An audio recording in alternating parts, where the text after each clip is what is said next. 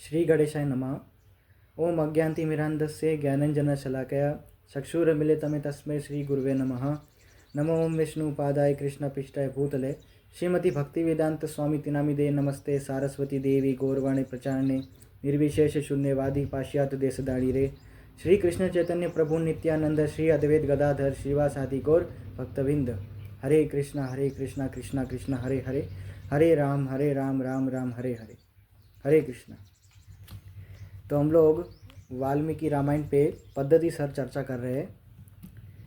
तो पिछली बार कथा में हमने जाना था कि दशरथ महाराज के उत्तम राज्य का वर्णन, कि वो स्वयं उनके राजा के गुण कैसे थे और उन प्रजा का कैसे गुण थे, मतलब अयोध्या की प्रजा कैसी थी और वहाँ के राजा की मंडलियाँ कितनी, मतलब राजा के अंदर में जो मंत्री होते हैं, ऋषि मुनि होते हैं, उनकी कितनी मंडलियाँ थी।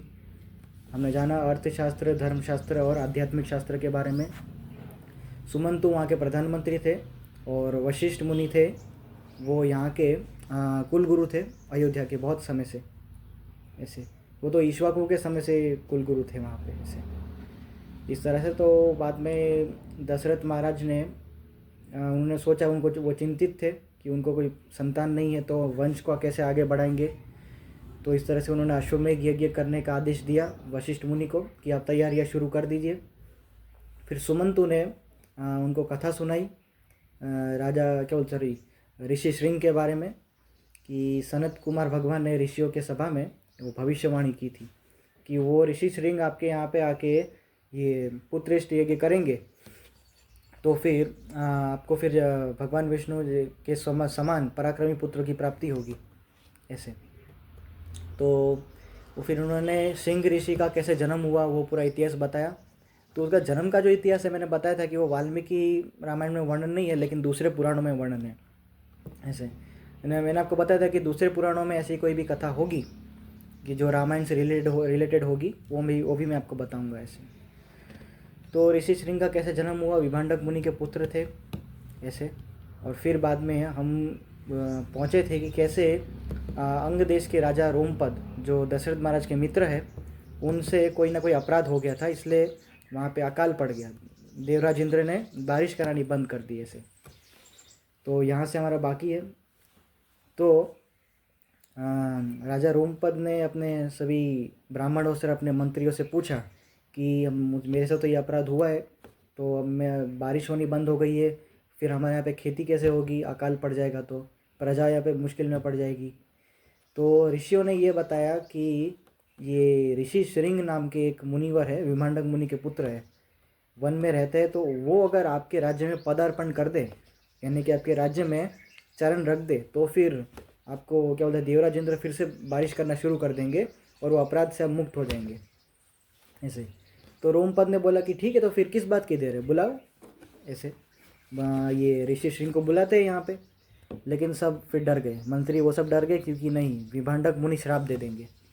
कि विभांडक मुनि ने उनको इतना परफेक्ट, उनको मतलब क्या बोलते हैं, ट्रेनिंग दी है अपने पुत्र को, कि अपने पहली बात तो अपने अलावा किसी को देखा ही नहीं है, मतलब उसके पिता के अलावा किसी को नहीं देखा है उसने, मैंने बताया था। और वो किसी से मिलने भी नहीं देते।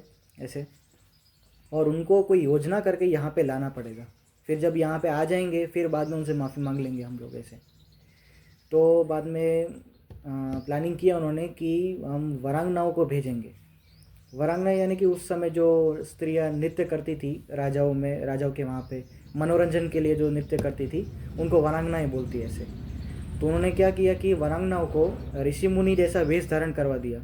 ऐसे उनको वक्कल वस्त्र वगैरह पहना दिए और वो ऐसे झटा वटा बना दिए एकदम मुनि की तरह। और बाद में उन्होंने एक पूरा जहाज़ तैयार किया, जहाज़ बड़ा जो शिप होता है, जहाज़ तैयार किया गया। वो क्या है, बाहर से किसी को ऐसा लगेगा कि वो आश्रम है, ऐसे पूरा आश्रम की तरह कुटिया वुटिया बनाई जहाज़ के ऊपर, पूरा ऐसे तैयार किया। वैसे था वो जहाज़, बाहर से कोई दूर से देखेगा तो ऐसा लगेगा कि आश्रम है, इस तरह से। तो आश्रम वैसा बनाया गया जहाज़ के ऊपर। और वो वरांगनाओं को बोला कि तुम लोग को किसी भी तरह कन्विंस करके उनको यहाँ पे लाना है, ऐसे ऋषि श्रृंग को, लेकिन ध्यान रखना कि विभांडक मुनि को पता ना चले। ऐसे फिर उनको भेजा गया।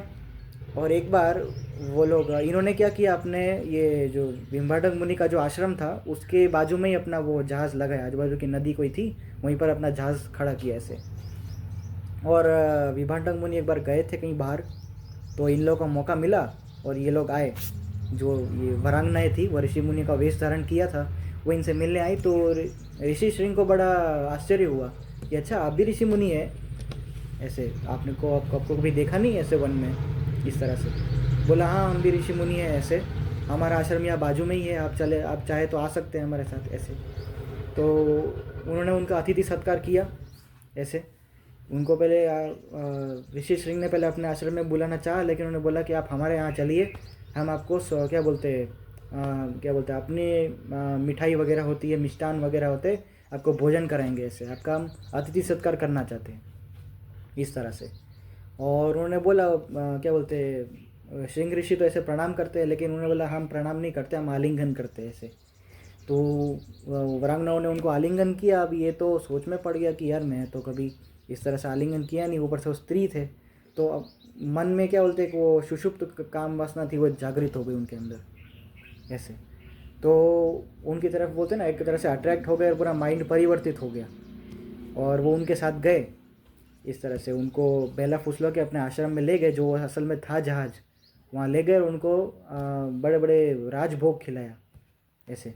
राजभोग खिलाए, कितने तरह के पकवान थे और मिठाई वगैरह जो भी थे। और वो तो क्या जंगल में रहते थे, कहीं पत्ते वत्ते खा लेंगे या फल वगैरह खा लेंगे, वैसा था। उनको तो मिष्ठान वगैरह में पता चलता नहीं था ऐसे। और बाद में ये खाते ही जा रहे, इनको पता ही नहीं चल रहा कि मतलब में वो मोहित हो चुके हैं पूरे ऐसे। और उनको पसंद आया। और बाद में ये वरांगना बाद में अंदर से डर रही थी कि ये भाई इसके पिताजी आ ना जाए, अभी इनको भेज देते इस तरह से। तो अब ये इस तरह उनका स्वागत किया और बाद में उनको बहला फुसला के भेज दिया वापस उनके आश्रम में से। और ये उनका पहला स्टेज क्लियर हुआ। पहला स्टेज किया मतलब पहले उनको मोहित करना है, हमारी तरफ अट्रैक्ट करना है, पहले ये पहला स्टेज था उनको अंग देश ले जाने का। फिर बाद में शाम को ऐसे जब ये विभाटक मुनि आए, वो शायद ऐसा हो सकता है वो कहीं पर यज्ञ वगैरह करने गए होंगे शायद। तो देख रहे कि ऋषि श्रृंग को देखा कि वो थोड़े चिंतित है, मतलब कोई सोच में पड़े। विभाटक मुनि को भी आश्चर्य लगा कि ऐसा कभी देखा नहीं इनको ऐसे। फिर सोचा कि चलो ना होगा, ज़्यादा ध्यान नहीं दिया उन्होंने ऐसे। फिर वो एक दिन बीत गया, फिर अगला दिन आया। अगले दिन वापस से विभाटक मुनि बाहर गए और ये वरांगनाओं ने सोचा कि आज इनको किसी भी तरह लेके जाएंगे अंग देश में। तो वापस से उन आए, मिले इस तरह से। और श्री सिंह ने बोला कि मैं बहुत आनंदित हुआ कल आपने मेरा स्वागत किया ऐसे। बोला कि आपको और आनंद मिलेगा, आप हमारे साथ हमारे देश में आइए, हमारे अंग देश में, वहाँ पे आपको और भी परम सुख की प्राप्ति होगी। अब ये तो उनके पीछे क्या बोलते हैं मतलब क्या बोलते हैं आकर्षित हो ही चुके थे, अट्रैक्ट हो चुके थे। तो उनके बहलाने फुसले पर वो आ गए उनके साथ और वो आश्रम में, और वो असल में था तो जहाज, वो चलाया और सीधा पहुंच गए अंग देश। और जैसे ही वो अंग देश पहुँचे, ऋषि श्रृंग ने वहाँ पे अपना पदार्पण किया और बस देवराज इंद्र ने अंग देश पे बारिश करना शुरू कर दिया। यानी कि वो रोमपाद राजा पे जो भी अपराध था वो बाद में हट गया उनके सर से ऐसे। फिर बाद में उनको राजा रोमपाद के महल में लेके आए और बाद में उनसे माफ़ी मांगी कि ऐसी सिचुएशन थी हमारी कि हमारा कोई अपराध हो गया था, तो अकाल पड़ गया था, और आपके आने से ही हमारा यहाँ उद्धार हुआ है ऐसे। और फिर ऋषि श्रृंग ने भी समझा कि ठीक है, कोई बात नहीं, इसमें गुस्सा करने वाली बात नहीं है, तो मेरे आने से किसी का उद्धार ही हुआ है तो कोई बात नहीं। और बाद में जो शांता थी, माता शांता, जो दशरथ महाराज की पुत्री थी लेकिन रोमपाद को उन्होंने गोद दे दी थी, तो शांता से बाद में विवाह करवा दिया उनसे ऐसे। बाद में ऋषि श्रृंग और माता शांता का विवाह हो गया और फिर वो लोग वहीं पर रहने लगे, मतलब अंग देश में रहने लगे। बाद में विभाटक मुनि को भी ये पता चला, तो बाद में पूरा स्थिति उन्होंने समझी और उन्होंने भी माफ़ कर दिया ऐसे, उन्होंने भी कोई क्रोध नहीं किया उसके बाद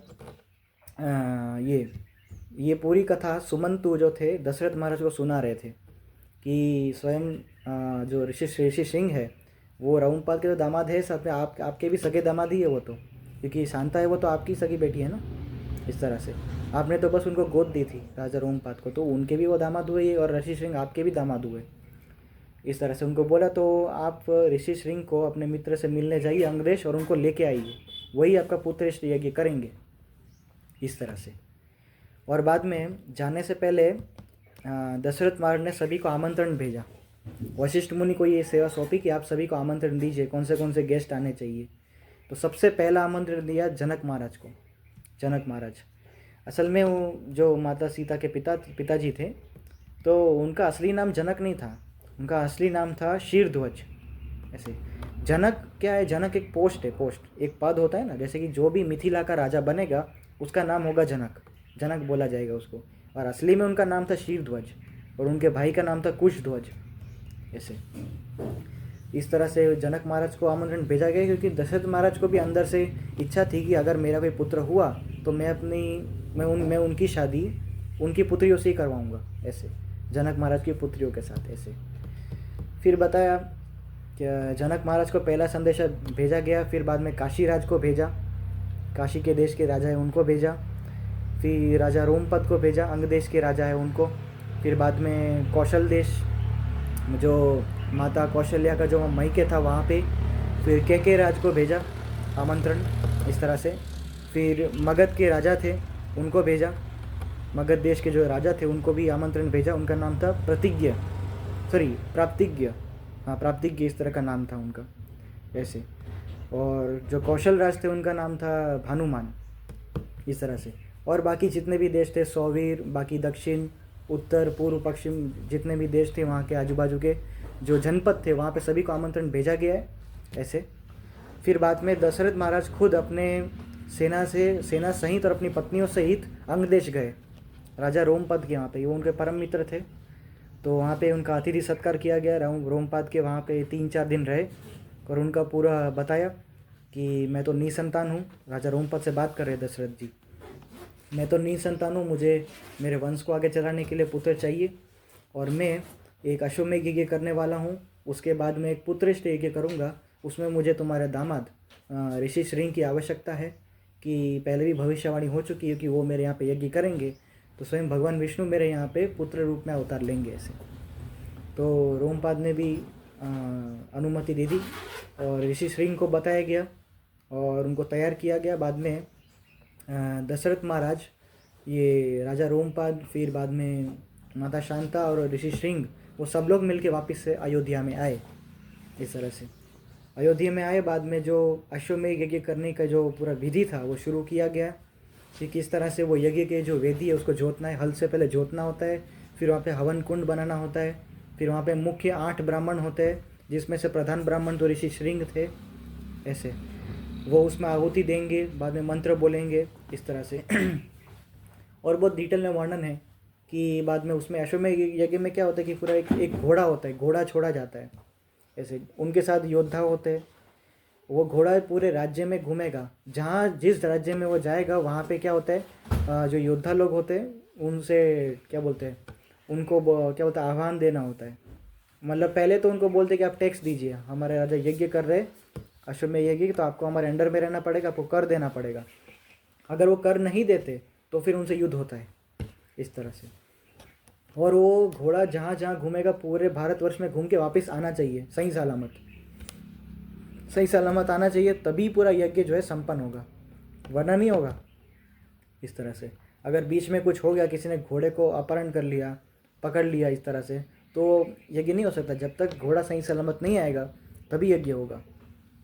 ऐसे फिर वो यज्ञ हुआ, उसके बाद घोड़े की आहुति देनी होती है, उसमें पूरा विधि विधान से बताया गया है कि कैसे घोड़े को काटना है, फिर उसका आहुति देनी है यज्ञ में। ऐसे तो इसमें कोई देखो ऐसा नहीं था कि वो घोड़े के ऊपर कोई अत्याचार किया जा रहा है। ऐसा बोलते हैं कि ये घोड़े को जब वो बोलते हैं ना आहुति देते, बाद में उसको आगे अगले जन्म में नवीन योनि प्राप्ति होती है, यानी कि मनुष्य बनता है, ऐसे मनुष्य योनि में फिर जन्म लेता है वो, ऐसे इस तरह से। तो इसमें ऐसा नहीं है कि कोई जानवर के ऊपर अपराध कर रहा है, ऐसा नहीं। और जो क्षत्रिय होते हैं, क्षत्रिय लोग क्या करते हैं कि जो शिकार करने जाते हैं, क्षत्रिय लोग को शिकार करना अलाउड था उस ज़माने में। तो कोई भी हिरण का, शेर का वो शिकार करते थे तो उसको भी अगले जन्म में बाद में मनुष्य योनि की प्राप्ति होती थी। ऐसे कोई शेर को मारा तो वो मनुष्य बनेगा अगले जन्म में, ऐसे। तो इसमें कोई जानवर पे अपराध नहीं होता था। इसलिए जो भी हमारे हिंदू सनातन धर्म में जो भी अगर पद्धति बताई गई है, कोई प्रोसेस बताई गई है, तो उसके पीछे कोई ना कोई कारण होता है, इस तरह से। और वो अश्वमेध यज्ञ हो गया, उसके बाद वो पुत्रेष्ठ यज्ञ का आरंभ हुआ। ऐसे उसमें आहुति दी गई, बहुत सारी मंत्र बोले गए। और बाद में जब ये यज्ञ चल रहा था तभी क्या हुआ कि आकाश में सभी देवताओं से संवाद भी चल रहा था, ऐसे कि सभी देवता है वो ब्रह्मा जी के पास गए थे कंप्लेन लेके कि हे ब्रह्मा जी, अभी आपने रावण को वरदान दे दिया है, वो बड़े घमंड में आ गया है।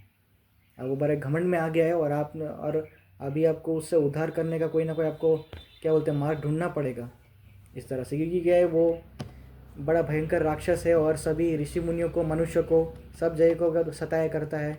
ऐसे कितनी हत्याएं की है उसने, कितने ऋषि मुनियों को उसने मारा है, तीनों लोकों का स्वामी है। ऐसे वो कब वो उसके जो पूरी सेना है उसके योद्धा कब हम पे आक्रमण कर देंगे, उससे हमें डर बना रहता है इस तरह से। तो आप हमें कोई क्या बोलते सुझाव दीजिए, हमें क्या करना चाहिए। तो बाद में ब्रह्मा जी बताते कि जब रावण ने वरदान मांगा था तब उसने ये नहीं बोला था कि मैं मनुष्य भी मुझे ना मार सके। हालांकि मैंने उसे याद दिलाया था, तो उसने ऐसा बोला था कि मनुष्य को तो मैं क्या बोलते हैं मच्छरों के समान मानता हूँ, उनको तो मैं कुछ भी नहीं मांगता, मतलब मानता नहीं ऐसा इस तरह से। और कहीं पर ऐसा ही बोलते कि वानरों का भी उसने नहीं मांगा था, इस तरह की वानर भी मुझे ना मार सके ऐसे।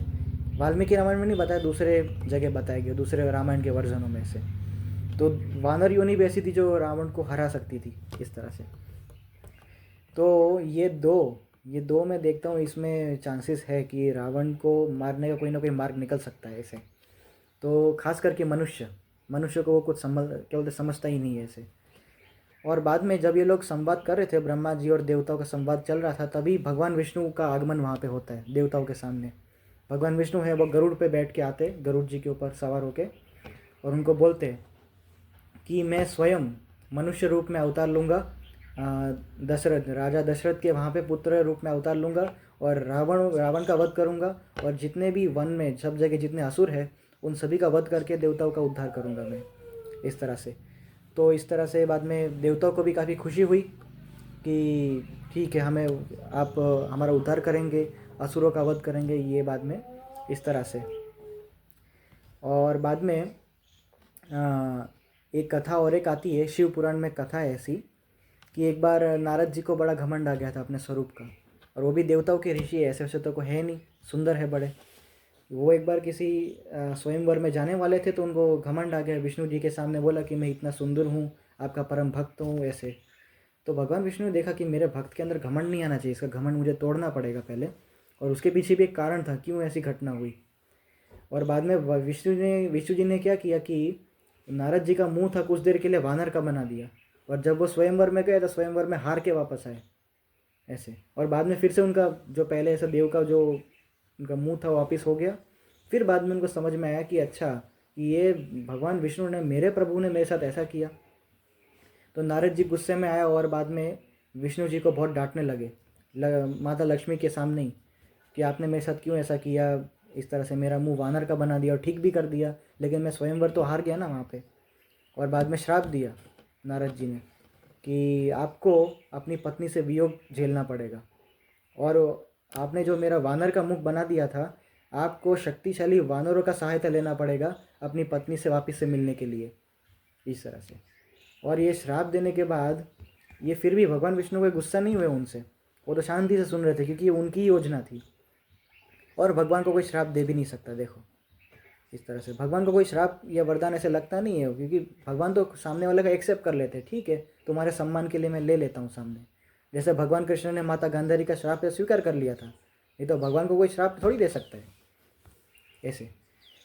तो फिर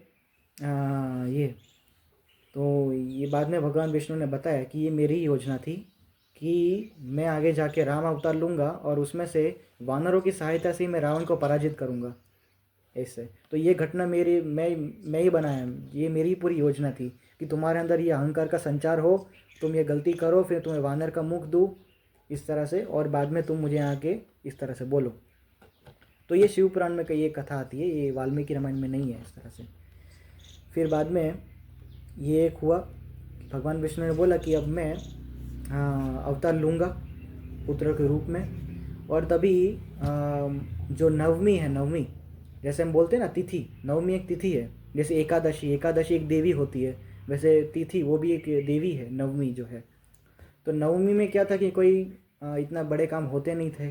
तो नवमी एक दिन बहुत दुखी होकर भगवान विष्णु के पास गई और उनको प्रार्थना किया कि आप मेरे दिन में कोई भी कोई शुभ कार्य करता ही नहीं है, कोई धार्मिक कार्य शुभ कार्य कोई करता ही नहीं है, बस मैं ऐसे ही दुबली पतली हमेशा रहती हूँ, इस तरह से कोई मतलब अच्छा कार्य मेरे दिवस में नहीं करता। तो भगवान विष्णु ने बाद में उनको वरदान दिया कि अब से तेरे दिवस में यानी कि नवमी में अब से शुभ कार्य हो गए, फेस्टिवल के फेस्टिवल होंगे अब, क्योंकि मैं नवमी को प्रकट होऊंगा।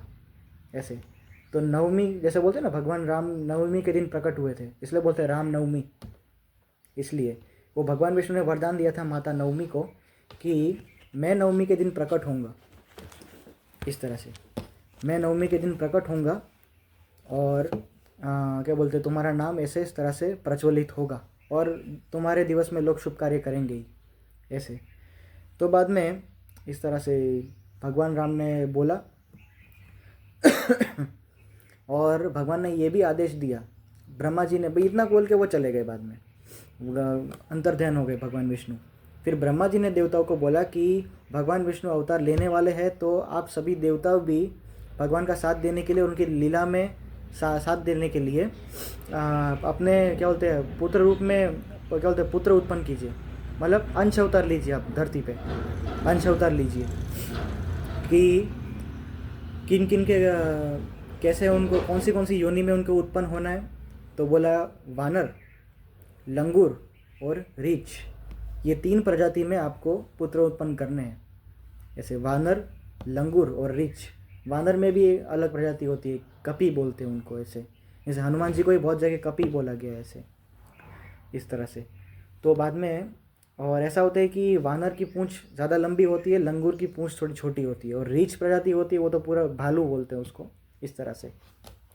और ब्रह्मा जी ने बोला कि मैंने पहले ही जामवन नामक वृक्ष को प्रकट कर दिया है। जामवन कि ब्रह्मा वो जामवन जी वो तो ब्रह्मा जी के ही पुत्र है। ऐसे बोला कि मैंने कई युगों पहले, मतलब तब कोई समय नहीं था, तब कोई ब्रह्मांड का भी निर्माण नहीं हुआ था, कोई समय का भी निर्माण नहीं हुआ था, जामवन जी की उत्पत्ति तब से हो गई थी। ऐसे तो बताया कि एक बार मेरे को जमवाई आई, जमवाई मतलब बोलते हैं ना ऐसे, उबासी बोलते हैं। मैंने जमाई ली तो सहसा मेरे मुंह में से एक तेज प्रकट हुआ, वो स्वयं और कोई नहीं बल्कि जामवन जी थे, जो रीछ की जाति में थे। ऐसे इसलिए उनको बोलते हैं रीक्षराज, पूरे दुनिया के भालुओं के राजा।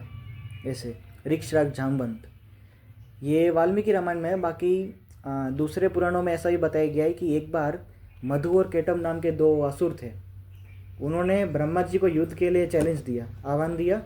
तो ब्रह्मा जी के क्या हुआ, डर के मारे पसीना आ गया, पसीना सीधा उसके मुंह पे आ गया, जैसे होंठ होता है ना, वहाँ पे पसीना आ गया, तो उससे जामवंत जी की उत्पत्ति हुई। ऐसे ये दूसरे पुराणों में ऐसा बताया गया कथा। वाल्मीकि रामायण में तो ऐसे ही बताया कि ब्रह्मा जी को उबासी आई तो उसमें से जामवंत जी प्रकट हुए। ऐसे और बताया कि वो भी मतलब आज के समय में भी जामवंत जी जो है वो जीवित है। उन्होंने खुद बताया कि मैंने 28 बार इस दुनिया को बनते हुए देखा है, और क्या बोलते हैं 27 बार बनते हुए देखा है और नष्ट होते हुए भी देखा है। ऐसे और ये तो चलो 28वां कलयुग चल रहा है अभी, इस तरह से। और जामवंत जी के अंदर शक्ति वो कोई हनुमान जी से कम नहीं थी, वो आगे आएगा, ये वो क्या बोलते सुंदरकांड में वर्णन करेंगे अपनी शक्तियों का जामवंत जी। ऐसे तो इस तरह से उनकी उत्पत्ति का बारे में बताया ब्रह्मा जी ने। फिर बताया कि अब तुम सब के सब देवता अपने अंश अवतार लो धरती पे। किन के गर्भ से? नाग कन्याओं के गर्भ से, गंधर्वों की कन्याओं के गर्भ से, यक्षों की कन्याओं के गर्भ से, फिर किन्नरों के कन्याओं के गर्भ से, विद्याधरों की कन्याओं के गर्भ से, इस तरह से। फिर बाद में जो वानर जाति की स्त्रियाँ होती हैं उनके गर्भ से, लंगूरों के गर्भ से, रीछ जाति की स्त्रियाँ उनके गर्भ से, इस तरह से बहुत सब क्या बोलते हैं बहुत सारे पुत्र उत्पन्न किए देवताओं ने। ऐसे वानर, लंगूर और रीछ, ये 3 जाति में, इस तरह से। तो कुछ लोग यक्ष के पुत्र थे, कुछ लोग स्वयं देवताओं के अंश थे, कुछ गंधर्वों के पुत्र थे, इस तरह से। कोई नाग कन्याओं के पुत्र थे, इस तरह से। कोई किन्नरों के थे, कोई प्रजापति के पुत्र थे, प्रजापति हो गए। कुछ विद्याधर थे, कुछ किन्नरों के गर्भ से पुत्र उत्पन्न हुए, इस तरह से। तो करोड़ों करोड़ों उत्पन्न हुए पुत्र, खरबों के खरबों, ऐसे आगे जाके वर्णन आएगा कि रावण है अपने जो गुप्तचर होते हैं ना सीआईडी वाले, उनको भेजेंगे कि आगे जाके देख के आओ कि वानरों की सेना कितनी है। ऐसे तो उन्होंने बताया कि खरबों के खरबों सिर्फ कमांडर है वहाँ पे, यानी कि कमांडरों की जो यानी कि जो सेनापति होते हैं उनकी संख्या तो बहुत ज़्यादा है, जो गिनी नहीं जा सकती है। ऐसे इस तरह से जो इतने करोड़ों वानर उत्पन्न हुए कि करबो ही बोल सकते हैं, खरबो इतने सारे, वो इतने तो सिर्फ सेनापति थे, कमांडर थे, क्या थे, सिर्फ सेनापति थे। तो आगे उनके नीचे और लड़ने वाले कितने होंगे इस तरह से। तो मेन वानरों का नाम बताया। इंद्रदेव से वाली का जन्म हुआ, फिर सूर्यदेव से सुग्रीव का जन्म हुआ। सेवन हनुमान जी थे, वो पवन देव के औरस पुत्र थे, पवन देव से हनुमान जी का जन्म हुआ। ऐसे और सब लोग ऐसा बोलते हैं कि मतलब लोगों में डिबेट चलती है तो कुछ समझ में नहीं आता लोगों की हनुमान जी को पवन पुत्र भी बोला जाता है और शिव जी का अंश भी बोला जाता है, तो वो कैसे। ऐसे तो वो उत्तरकांड में वर्णन आएगा कि हनुमान जी के जन्म के बारे में डिटेल में बताऊंगा आपको। तो पवन देव से हनुमान जी का जन्म हुआ, बृहस्पति से तार का जन्म हुआ, अग्निदेव से नील का, फिर बाद में ये विश्वकर्मा से नल, अश्विनी कुमार से मेंद और द्विविद, इनका जन्म हुआ। वरुण देव से हुए सुषेण का जन्म हुआ। ऐसे फिर पर्जन्य से हुआ शरभ का जन्म, इस तरह से। फिर बाद में और भी बड़े बड़े वानर थे, सतबली, बिंद, गवे, गवाक्ष, वो सब करोड़ों करोड़ों वानर उत्पन्न हुए इस तरह से। और आगे जाके स्वयं वाली के पुत्र अंगद हुए, ऐसे इस तरह से। तो ये बहुत सारे वानरों का जन्म हुआ, उनमें से जो मुख्य मुख्य वानर है उन सब का नाम मैंने बताया आपको, ऐसे इस तरह से। और बाद में ये बात हो गई, और बाद में क्या था, ये पुत्रेष्ट यज्ञ था इनका संपन्न हो गया। ऐसे पुत्रेष्ट यज्ञ यहाँ पे संपन्न हुआ, और तभी क्या हुआ कि वो जो यज्ञ का जो हवन कुंड था उसमें से एक दिव्य पुरुष प्रकट हुए। ऐसे दिव्य पुरुष प्रकट हुए, ऐसा ही बोला जाता है कि स्वयं भगवान विष्णु का दूत था वो। ऐसे तो और वाल्मीकि रामायण में ये भी बताया कि वो स्वयं क्या बोलते प्रजापति के लोक से आया था। प्रजापतियों का जो लोक होता है, उनका धाम होता है, वहाँ से वो आया, और हाथ में एक क्या बोलते हैं दिव्य खीर थी उनके। जैसे समुद्र मंथन में धन्वंतरी भगवान आए थे ना अमृत का घड़ा लेके, ऐसे तो स्वयं ऐसे उनके हाथ में एक बर्तन के ऊपर उसमें दिव्य खीर थी। और उन्होंने बोला, हे दशरथ, मैं प्रजापति के लोक से आया हूँ, भगवान विष्णु का दूत हूँ, और ये खीर मैं आपके लिए लाया हूँ। दशरथ महाराज ने बोला, जी मैं आपकी क्या सेवा कर सकता हूँ, आप मुझे बताइए। तो उसने बताया कि ये खीर तुम अपनी पत्नियों को खिला दो, और इससे तुम्हें भगवान विष्णु तुम्हारे घर 4 पुत्रों के रूप में प्रकट होंगे। ऐसे और वो खीर दे के फिर वो वहाँ से अंतर ध्यान हो गए इस तरह से। और वो पूरा यज्ञ है वो संपन्न हुआ। ऐसे यज्ञ संपन्न हो गया, पुत्रेष्ट यज्ञ समाप्त हो गया। फिर बाद में ये जो खीर है दशरथ महाराज अपनी पत्नियों के पास लेके गए, उनको खिलाया गया। उसमें अलग अलग तरह से वो बाइफर्केशन बताया गया है कि एक खीर है उसका आधा किया, 50% भाग जो है वो खिलाया माता कौशल्या को, फिर जितना बचा था उसका 50% किया वो खिलाया माता सुमित्रा को, फिर वो अब जितना बचा था उसके 2 भाग किए, एक भाग खिलाया कैकेयी को, और बाकी जितना बचा था ये वो वापस से दशरथ महाराज ने सोच विचार के वापस से माता सुमित्रा को खिला दिया इस तरह से। तो अच्छी तरह से बाइफर्केशन उसमें बताया गया है। ऐसे माता कौशल्या को सबसे पहला भाग मिला, सबसे पहले एक भाग उनको मिला सबसे बड़ा वाला, और माता कैकेयी को एक भाग मिला छोटा सा, और माता सुमित्रा को 2 बार खिलाया गया, यानी कि 2 भाग उनको मिले ऐसे इस तरह से। और पूरा यज्ञ संपन्न हुआ, आप सभी को विदाई करने का समय आया ऐसे। और दशरथ महाराज ने सबको पहले दान दिया ऐसे इस तरह से दान वान दिया। और कल हम चर्चा करेंगे, आज हम यहीं पर विराम दे देते अपनी कथा का।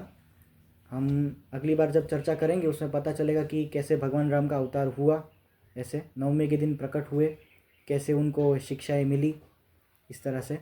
और ये भी चर्चा करेंगे कि जितने वानर उत्पन्न हुए उनमें कितना बल था, ऐसे जो वानर हुए हनुमान जी, सुग्रीव, वाली वगैरह, वो सब में कितने शक्तिशाली थे ऐसे।